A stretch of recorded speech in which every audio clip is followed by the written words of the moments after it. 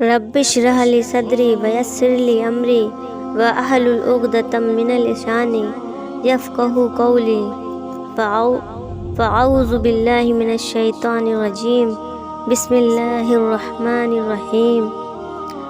اما بعد، نبی کریم صلی اللہ علیہ وسلم کی خدمت میں ایک نوجوان آیا۔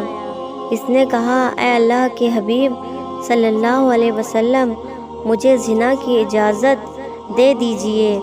اب آپ یہ سوچیں گے کہ یہ کتنا عجیب سوال ہے، اللہ کے حبیب سے وہ کیا پوچھ رہا ہے؟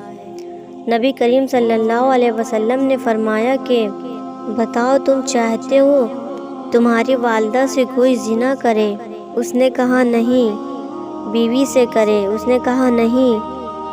آپ نے کہا بہن سے کرے؟ تب بھی اس نے کہا نہیں۔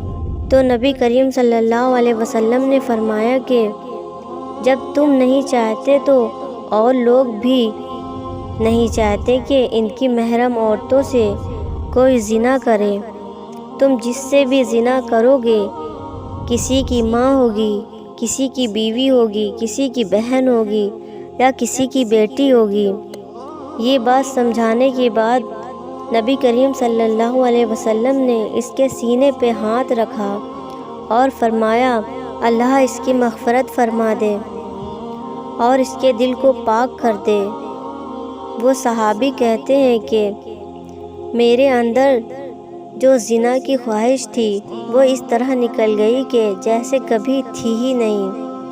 مجھے اتنی نفرت زنا کا نام سن کر کے ہوا کرتی تھی۔ اللہ کے پیارے حبیب صلی اللہ علیہ وسلم نے ڈانٹا نہیں، شرمندہ نہیں کیا، پیار سے ایسی بات کہی کہ نوجوان کے ذہن سے زنا کا خیال ہی نکل گیا۔ سبحان اللہ، ہمارے نبی کے کتنے اچھے اخلاق تھے۔ آج کل ہم لوگ ہیں، ذرا سا کسی سے غلطی ہو جاتی ہے تو اس کو طعنہ دینے کے لیے بیٹھ جاتے ہیں۔ اللہ سے دعا کریے کہ اللہ ہم کو بھی حضور محمد صلی اللہ علیہ وسلم کے راستے پر چلنے کی توفیق عطا فرمائے۔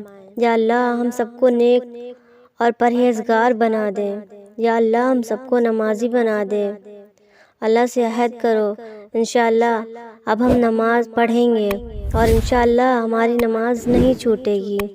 آمین۔